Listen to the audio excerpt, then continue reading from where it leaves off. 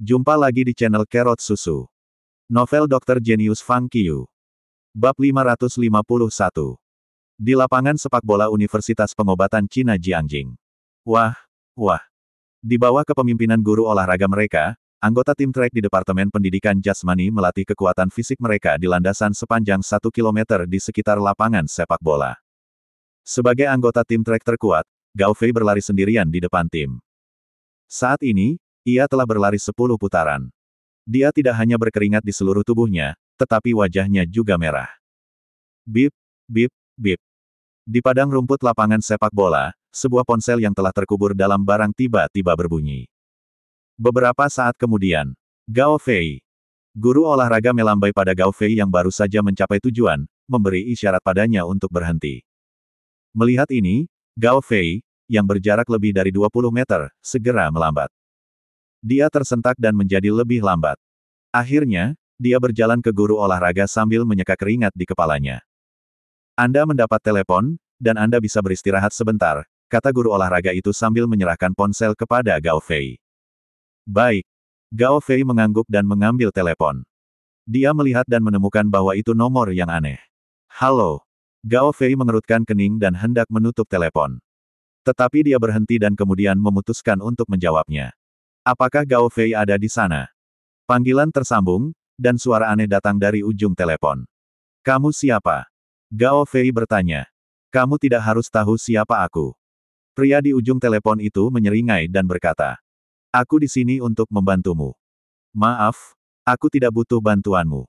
Gao Fei menjawab dan siap untuk menutup telepon.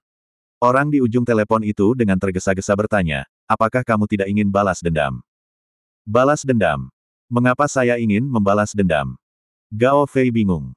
Sejauh yang saya tahu, Anda telah sangat dipermalukan oleh Fang Qiu tahun lalu, bukan? Pria di ujung telepon itu tertawa dan berkata, apakah kamu ingin membalas dendam? Selama kamu setuju dengan kondisiku yang sederhana. Dasar. Sebelum pria itu selesai berbicara, Gao Fei bersumpah dan menutup telepon. Balas dendam.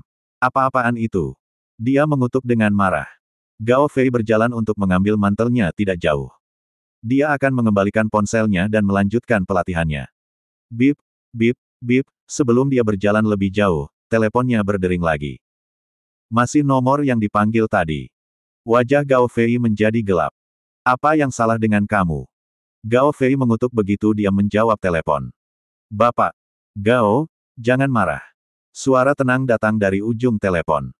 Selama kamu bersedia melakukan ini, aku bisa menjanjikanmu kondisi apapun yang kamu inginkan.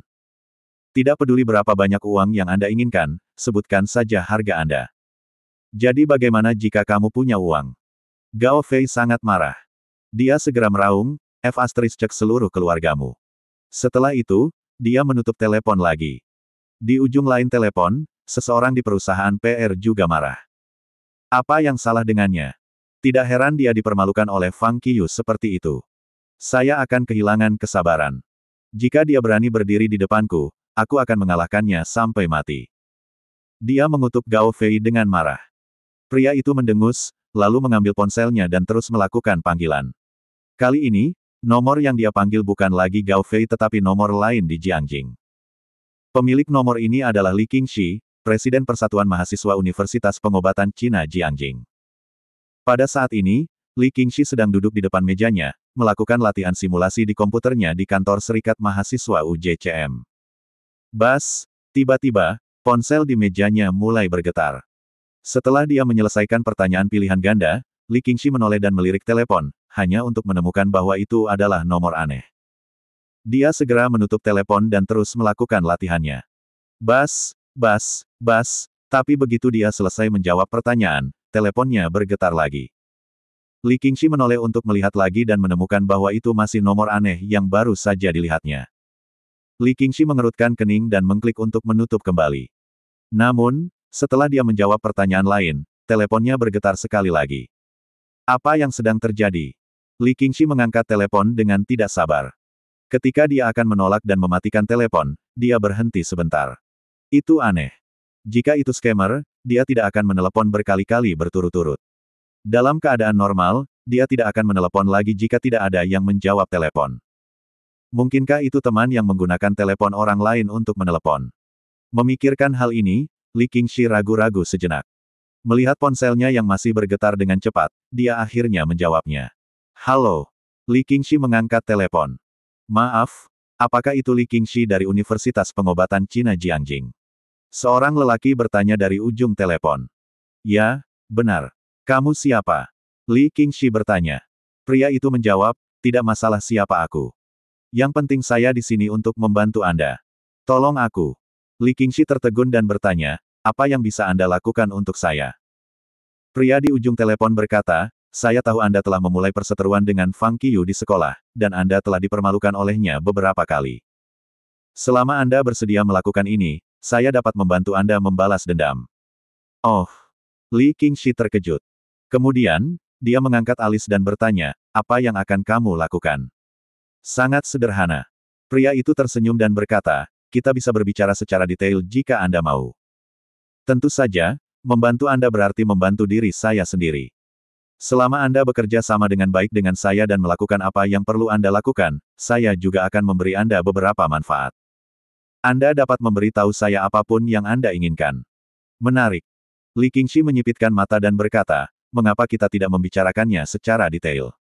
Sepertinya Tuan Li sangat tertarik dengan masalah ini.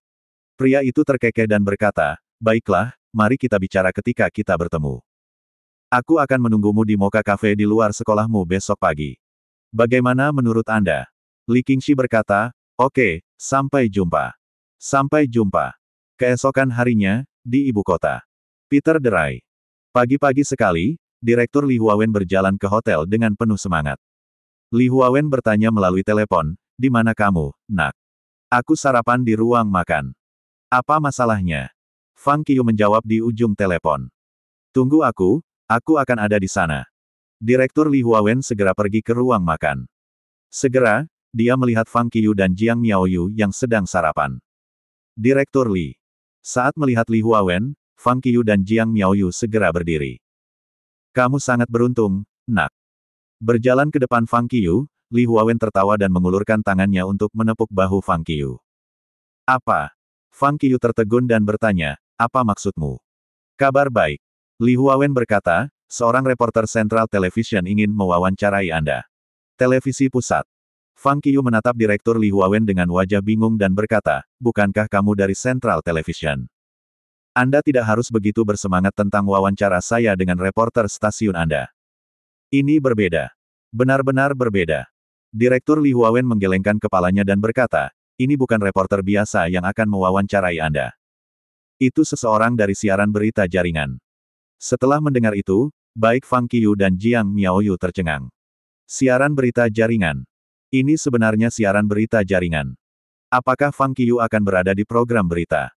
Apakah ini nyata? Tentu saja. Direktur Li Huawen berkata dengan sangat gembira, Anda harus tahu jika Anda menggunakan siaran berita jaringan, itu akan seperti jaminan. Selama Anda berada di berita, itu berarti semua kotoran tentang Anda di internet akan terbukti palsu. Tidak ada yang bisa menyentuhmu. Pada awalnya, Direktur Li Huawen akan meminta bantuan People's Daily. Namun, sebelum dia bisa sampai ke People's Daily, seorang reporter dari Network News Broadcast datang lebih dulu. Sebenarnya, Li Huawen tidak tahu mengapa siaran berita jaringan akan datang kepada mereka saat ini. Bahkan jika itu untuk mempromosikan pengobatan Cina dan sejarah 5.000 tahun di Huaxia, itu tidak boleh pada saat nama Fang Qiyu dihitamkan. Sebelum ini, ada banyak kesempatan untuk mewawancarai Fang Qiyu. Mengapa program tidak mewawancarai Fang Qiyu ketika reputasinya mencapai puncaknya dan semua orang mengenalnya? Mengapa mereka memilih untuk mewawancarainya ketika Fang Qiyu dibenci di mana-mana? Sebagai salah satu direktur Central Television, Li Huawen memiliki pemahaman yang mendalam tentang stasiun tersebut. Dalam keadaan normal, jarang bagi Central Television untuk mengambil risiko besar untuk mewawancarai seseorang dengan begitu banyak kerangka di lemari. Namun, itu terjadi begitu saja. Li Huawen tidak bisa memahaminya dan tidak ingin memikirkannya. Bagaimanapun, itu adalah hal yang baik bahwa masalah Fang Qiyu dapat diselesaikan. Itu luar biasa, sangat mengagumkan. Jiang Miaoyu begitu bersemangat sehingga dia meraih tangan Fang Qiyu dan berkata, ini siaran berita jaringan, salah satu program berita yang paling banyak ditonton di negara ini. Aku tahu. Fang Qiyu mengangguk sambil tersenyum. Dia juga bertanya-tanya mengapa siaran berita jaringan akan datang kepadanya saat ini. Namun, Fang Qiu berbeda dari Li Huawen.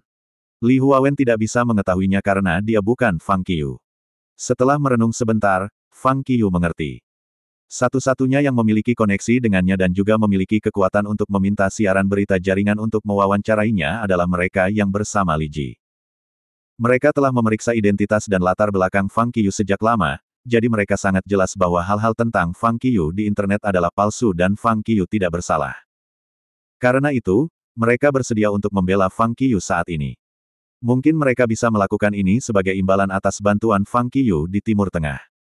Direktur Li Huawen mengingatkannya, cepat. Berhenti makan. Pergi cuci muka dan ceriakan dirimu. Jika bisa, Anda harus berganti menjadi jas formal. Reporter siaran berita jaringan akan segera datang ke sini. Saya pikir tidak perlu mengganti pakaian saya, kata Fang Qiu sambil tersenyum. Tapi aku harus mencuci muka. Tidak ada yang salah dengan pakaian yang saya kenakan. Jika saya melakukan wawancara di siaran berita jaringan, saya harus menunjukkan diri saya yang sebenarnya. Jika saya memakai jas formal, itu bukan saya. Jiang Miaoyu bertanya, aku akan menunggumu di sini, oke? Baik. Simpan makanan untukku. Kami akan menyelesaikan makan setelah wawancara. Fang Qiu menyeringai dan kemudian menoleh untuk bertanya, di mana mereka akan mewawancarai saya. Li Huawen berkata, reporter akan memilih tempat yang lebih cocok. Baik. Saya akan mencuci muka. Fang Qiu tertawa dan segera pergi ke kamar mandi.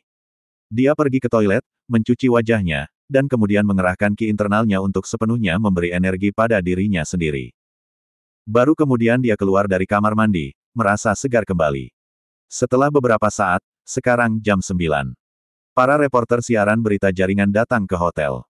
Ketika mereka berbicara dengan Li Huawen di telepon, mereka tiba di pintu masuk ruang makan. Orang yang datang adalah seorang reporter wanita berusia 20-an. Ada dua orang di belakangnya, satu membawa kamera, dan yang lainnya memegang buku catatan, siap untuk membuat catatan. Senang bertemu denganmu. Saat reporter melihat Fang Qiu, dia berjalan cepat dan memegang tangan Fang Qiu dengan penuh semangat. Terima kasih masih bersama channel Carrot Susu. Bab 552. Senang bertemu denganmu, jawab Fang Qiu sambil tersenyum. Reporter itu berkata, terima kasih telah meluangkan waktu untuk melakukan wawancara ini. Fang Qiu menjawab dengan rendah hati, ini kehormatan saya. Baiklah, ayo mulai sekarang. Reporter itu bertanya. Fang Qiu mengangguk. Baiklah. Reporter itu kemudian mengusulkan, ketika saya datang sekarang, saya menemukan bahwa pencahayaan di lobi cukup bagus. Kenapa kita tidak pergi ke sana? Baiklah. Fang Qiu mengangguk, mengulurkan tangannya seperti seorang pria terhormat dan membiarkan reporter pergi lebih dulu. Kemudian sekelompok orang berjalan ke pintu gerbang hotel. Li Huawen juga menindaklanjuti, begitu pula Jiang Miaoyu. Dia benar-benar lupa apa yang baru saja dikatakan Fang Qiu, yaitu meninggalkan makanan di sana dan menunggunya kembali dan makan. Lobi hotel cukup luas. Reporter memilih rest area di sisi kanan gerbang. Direktur Li Huawen dan Jiang Miaoyu datang ke tempat istirahat di sisi kiri gerbang dan duduk, menonton reporter Network News Broadcast dan Fang Qiu di kejauhan. Silahkan duduk. Ketika mereka tiba di tempat istirahat, reporter mengulurkan tangannya dan memberi isyarat kepada Fang Qiu untuk duduk di sofa dua dudukan yang memiliki pencahayaan lebih baik. Kemudian dia duduk di sofa satu dudukan di sebelah Fang Qiu. Seorang gadis dengan buku catatan di tangannya duduk di seberang untuk merekam wawancara sementara juru kamera mondar-mandir untuk menemukan lokasi yang cocok. Sesaat kemudian, juru kamera mengulurkan tangannya untuk memberi tanda bahwa dia sudah siap. Wawancara dimulai. Halo, Fang Qiu. Saat rekaman dimulai, reporter berkata kepada Fang Qiu sambil tersenyum, pengobatan Tiongkok diwarisi dari nenek moyang Huaxia. Sejak Shenong mencicipi semua jenis jamu, pengobatan Tiongkok selalu berkembang. Industri pengobatan Tiongkok saat ini berkembang pesat. Sebagai bakat hebat generasi muda pengobatan Tiongkok saat ini, dapatkah Anda memberitahu kami pemahaman Anda tentang pengobatan Tiongkok dan harapan Anda untuk pengobatan Tiongkok di masa depan? Faktanya, dalam perjalanan ke lobi hotel, reporter telah memberitahu Fang Qiu tentang apa yang ingin dia bicarakan dalam wawancara. Kali ini, siaran berita jaringan telah siap menyiarkan berita tentang perkembangan pengobatan Tiongkok di Huaxia. Karena Fang Qiu sekarang adalah orang paling populer di bidang pengobatan Tiongkok, sekaligus idola generasi muda, dialah orang yang tepat untuk melakukan wawancara ini. Fang Qiu juga tahu bahwa batas waktu laporan berita ini sekitar 1 menit. Dan mereka memberi Fang Qiu waktu 30 detik untuk menyelesaikan pidatonya, jadi mereka membutuhkan Fang Qiu untuk memikirkan apa yang akan dia katakan sebelumnya. Lalu dia bisa dengan lancar menyelesaikan apa yang perlu dia katakan dalam 30 detik. Tidak sulit sama sekali bagi Fang Qiu. Dia langsung memulai rekaman tanpa latihan apapun. Pengobatan Tiongkok memiliki sejarah 5.000 tahun. Ini adalah kebijaksanaan kolektif untuk menyembuhkan penyakit, yang telah dikumpulkan melalui jalur yang terus-menerus oleh para sarjana dan dokter kuno. Ini membawa pengalaman orang-orang kuno dan pengetahuan teoritis tentang memerangi penyakit di Huaxia kuno. Ini berisi ide-ide filsafat tradisional Huaxia dan merupakan harta karun peradaban Huaxia. Ketika Fang Qiu mendengar pertanyaan reporter, dia menjawab tanpa berpikir, sekarang, orang-orang memiliki kesalahpahaman dan ketidaktahuan tentang pengobatan Tiongkok. Tetapi pada kenyataannya, pengobatan Tiongkok memiliki sistem pengobatan yang sangat ilmiah dan ketat. Pengobatan Tiongkok tidak cukup kuat sekarang. Kebangkitannya membutuhkan bimbingan dari para pendahulu dan upaya generasi kita untuk mewarisi dan mempromosikan pengobatan Tiongkok. Masih banyak jalan yang harus ditempuh, tetapi saya percaya pengobatan Tiongkok memiliki masa depan yang cerah dan warisan 5.000 tahun tidak akan pernah jatuh. Oke, terima kasih telah melakukan wawancara ini. Reporter itu tidak menyangka Fang Qiu akan mengatakannya dengan begitu lancar, yang lebih sempurna dari yang diharapkannya. Rekaman berhenti. Reporter itu kemudian mengubah sikapnya. Alih-alih menjadi serius dan berkeringat seperti dia sekarang, dia tampak seperti wanita biasa. Saat dia melihat Fang Qiu, matanya selalu berbinar. Dia bertanya, Fang Qiu, bisakah aku berfoto denganmu? Tentu saja. Fang Qiu mengangguk sekaligus. Terima kasih. Reporter itu dengan cepat melangkah maju dan berdiri di samping Fang Qiu. Dia berpose lucu dan membiarkan juru kamera mengambil gambar dengan polaroidnya. Ketika foto itu keluar, dia mengeluarkan pulpen dan menyerahkannya kepada Fang Qiu dengan foto itu. Reporter itu berkata, bisakah Anda menandatangani tanda tangan untuk saya? Terima kasih. Fang Qiu tidak mengatakan apa-apa dan hanya mengambilnya dan menandatangani namanya. Terima kasih. Ketika dia menerima foto yang ditandatangani, reporter itu tertawa gembira. Setelah dia mengucapkan terima kasih kepada Fang Qiu dengan rasa terima kasih, dia pergi dengan puas. Melihat wawancara itu selesai, Direktur Li Huawen dan Jiang Miaoyu bergegas menghampiri. Nak, kamu berhasil melakukannya kali ini. Berjalan ke Fang Qiu, Direktur Li Huawen langsung mengulurkan tangannya dan menepuk pundak Fang Qiu, berseru, jika Anda dapat menunjukkan diri Anda dalam siaran berita jaringan selama 30 detik, belum lagi yang lain, paparan 30 detik ini bernilai setidaknya beberapa juta. Fang Qiu berkata, wawancara berlangsung sangat cepat. Itu sangat mendadak. Jika saya mengetahui hal ini sebelumnya, saya akan membawa tanda dokter pengobatan Cina muda. Haha. Direktur Li Huawen tertawa dan berkata, kali ini akan ada foto-foto dokter pengobatan Tiongkok muda di siaran berita jaringan dan mereka akan membuat perkenalan penting. Di Universitas Pengobatan Cina Jiangjing. Bip, bip, bip. Pada jam 9 pagi, Li Qingxi menerima telepon dari nomor aneh. Halo. Dia mengangkat telepon. Aku di sini.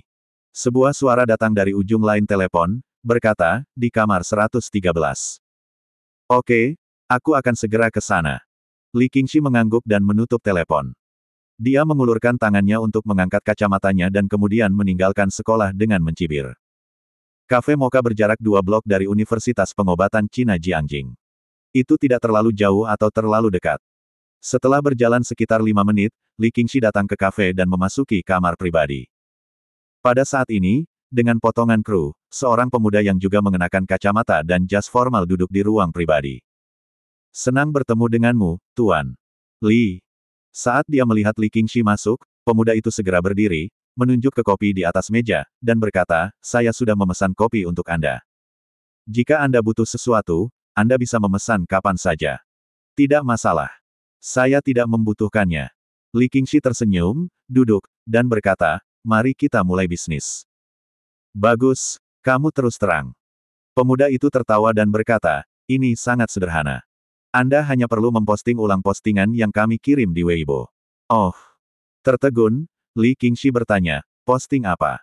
Saya akan menulis posting tentang perseteruan antara Anda dan Fang Qiu.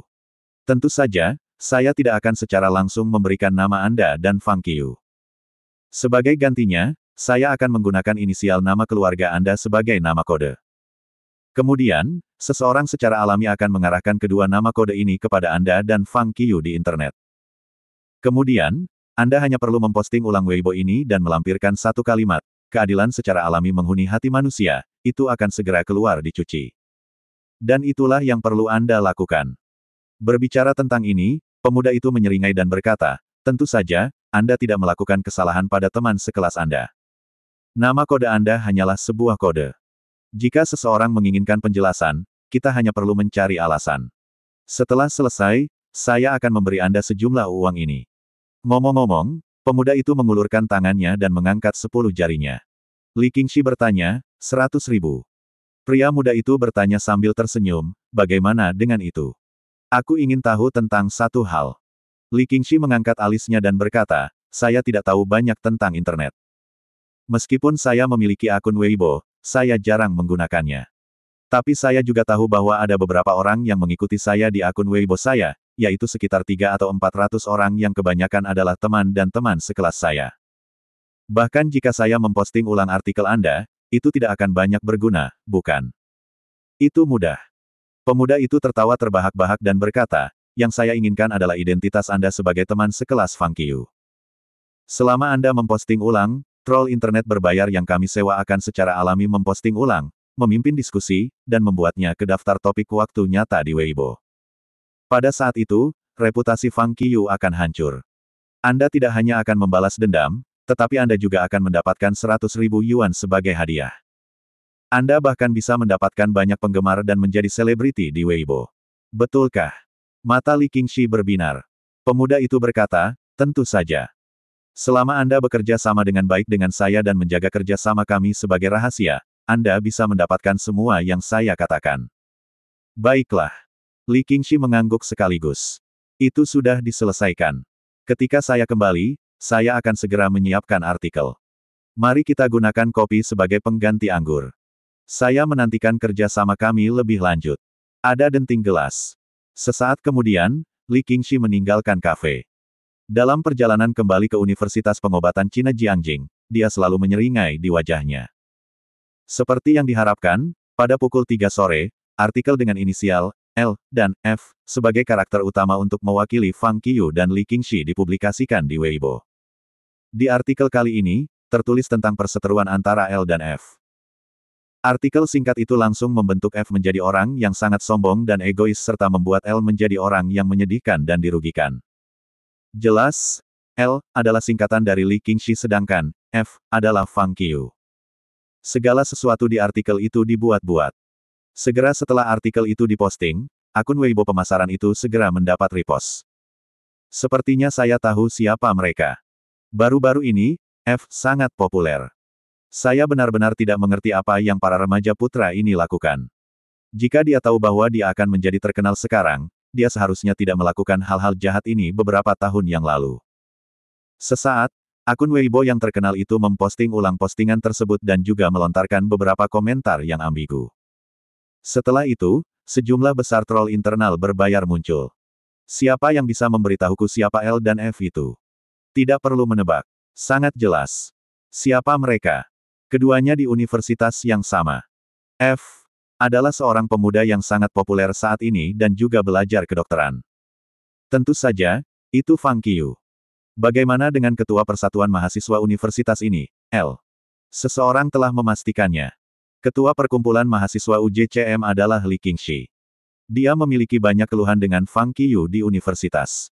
Fang Qiyu dan Li Qingxi. Apa-apaan ini? Fang Qiyu sangat luar biasa sehingga bahkan ketua serikat mahasiswa tidak bisa mengalahkannya. Dia jahat dan licik. Dalam komentar dan repost gila dari akun pemasaran dan troll internet berbayar, artikel itu segera menjadi populer. Di saat yang sama, Li Qingxi, yang sedang melihat-lihat Weibo di asramanya, baru saja menerima pesan teks. Artikel itu sudah diposting. Repost sekarang. Itu adalah nomor telepon pemuda itu. Begitu dia menerima pesan teks, Li Qingxi juga melihat posting yang menjadi viral di Weibo. Dia segera mengklik dan memposting ulang. Dan dia juga menulis kalimat seperti yang diminta, kebenaran akan segera terungkap. Meskipun Li Qingxi melewatkan satu kalimat yaitu, keadilan secara alami mendiami hati manusia, Pemuda yang telah kembali ke perusahaannya menyeringai saat melihat repost Li Qingxi. Tidak masalah apakah dia melewatkan kalimat itu sekarang. Yang perlu dia lakukan selanjutnya adalah menyewa lebih banyak troll internet berbayar dan terus membuat keributan besar tentang artikel ini. Sebelum itu, dia harus memanggil Li Qingxi terlebih dahulu.